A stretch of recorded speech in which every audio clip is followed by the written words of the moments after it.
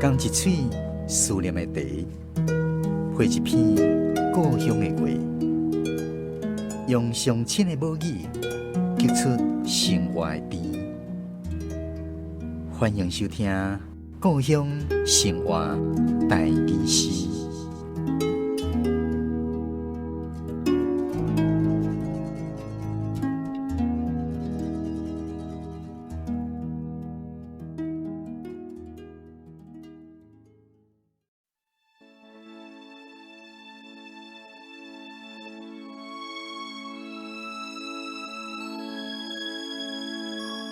有一间古厝，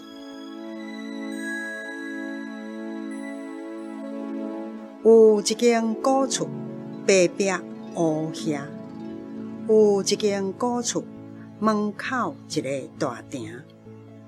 有一大片青翠的草埔，探去到李德的山骹。这间古厝，就伫满洲的向南。4月、5月，一棵一棵的野牡丹就会开花，开伫牧草的田墘，开出山内春天尾的气味。9月、10月，一群一群的山河鸟就会飞过，飞伫天顶在雪在哭，飞向去南洋的迄条遥远的路。有一间古厝，白壁乌叶。有一间古厝，我近老北的山骹。暗时来遮看流星闪过远远的迄边山，日时来遮听鸟仔声响伫四周围的树林。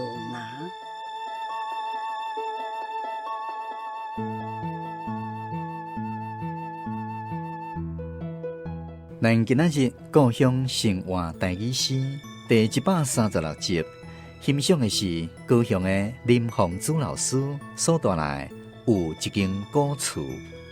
说入去，咱邀请林凤珠老师来跟咱分享这首诗创作的背景甲含义，也有这内底重要的台语文用字。有一间古厝，这首诗内底所写到的遐的地名。拢是伫恒春半岛满洲迄个所在，亲像讲，满洲遐有一个李德山，有一支李德山。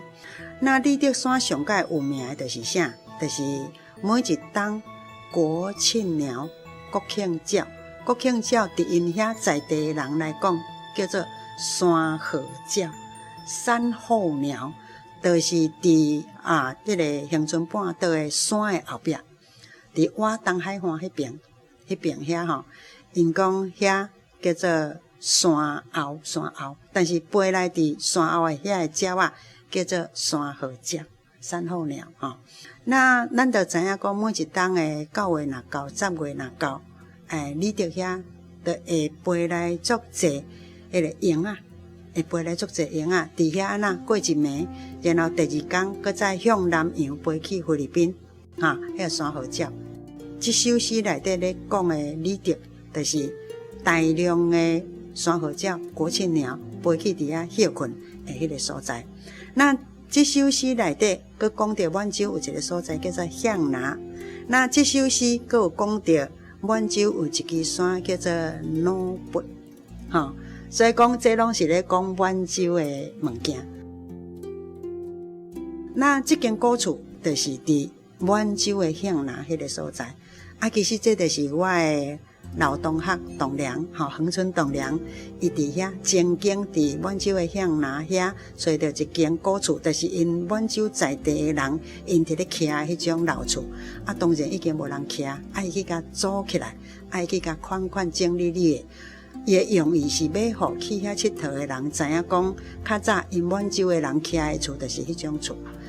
格局就是迄种格局，四周围的环境就是头前有几大片的迄个草埔，远远四周围就是有山，但是你看会到就是李德山，若无就是边仔的即个老北的山，那春天尾若是到，田的边啊、路边遐，都有足侪野牡丹的开花伫迄个所在。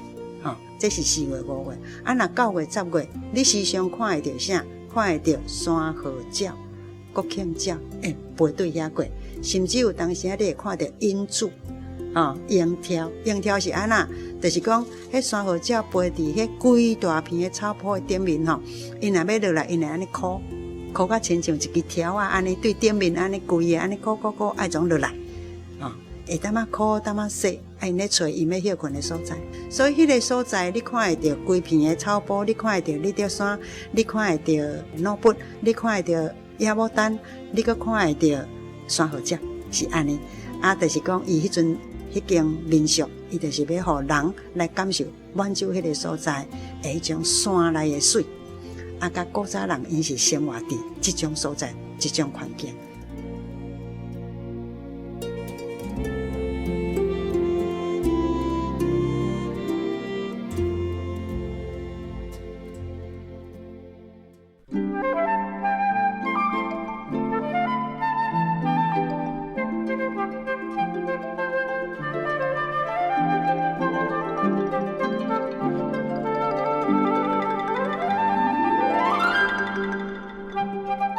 伫即首诗内底，第2段我写着讲4月、5月一波一波的野牡丹就会开花。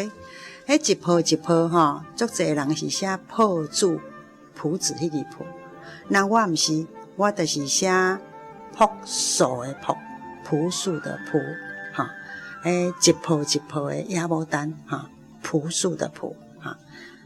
那另外就是讲，伫9月、10月，一群一群的山河鸟就会飞过，飞伫天顶在洗在哭。洗咱有2种洗，一种洗是我行路行去到底，我搁洗倒转来，去搁翻头转来。即种这国语敢若念做学，伊个字的造字，伊是顶面一个单一个节，下面一个手足的足。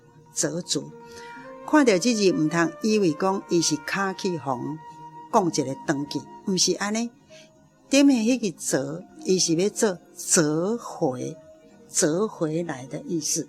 所以咱咧讲洗鸡啦，当啊洗来洗去是迄个洗。毋过咱即马才讲到的这山河鸟伫空中在洗在哭，它是在旋转，所以我用旋转的旋。旋转迄个旋，迄是咱的读册音念做旋，但是咱的讲话音，伊就是会当念做洗，洗音裤啊，洗音裤啊。那这裤呢，咧裤在洗，这个裤我总用汤裤的裤，安尼也要用国语讲，叫做金箍咒的箍，迄字箍伫头壳，孙悟空的头壳顶，有一个金箍咒。那迄个金箍咒，迄是箍，台语就念做箍。所以在洗在哭，我是用这2字的写法。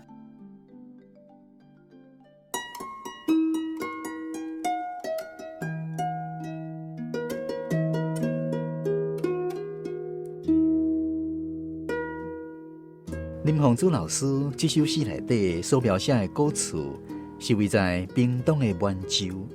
所以今天邀请高雄的文史专家郑英祥、谢荣祥老师为咱简单的介绍满洲这个所在。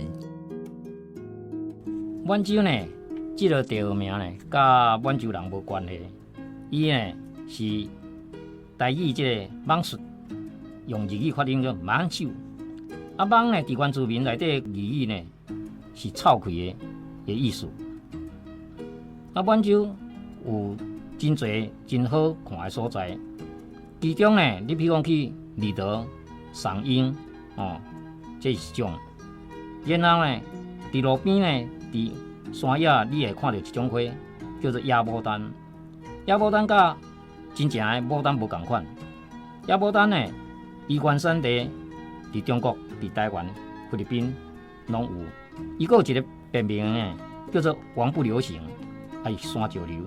高丽啊花，那么野牡丹呢？伊悬差了1.5公尺，伊属这个灌木，叶啊对生，有5片的这个倒卵形的这个花片，伊的色呢是淡紫色的，差不多伫这4月到8月来开花。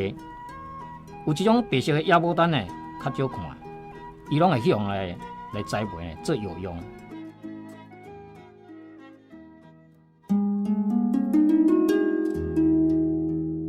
有一间古厝，白壁乌霞；有一间古厝，我近努不的山骹。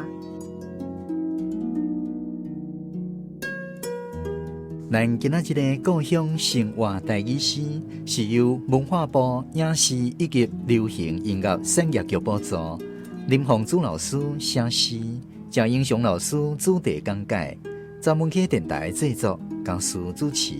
非常感谢你的收听，咱下一届再继续空中再会。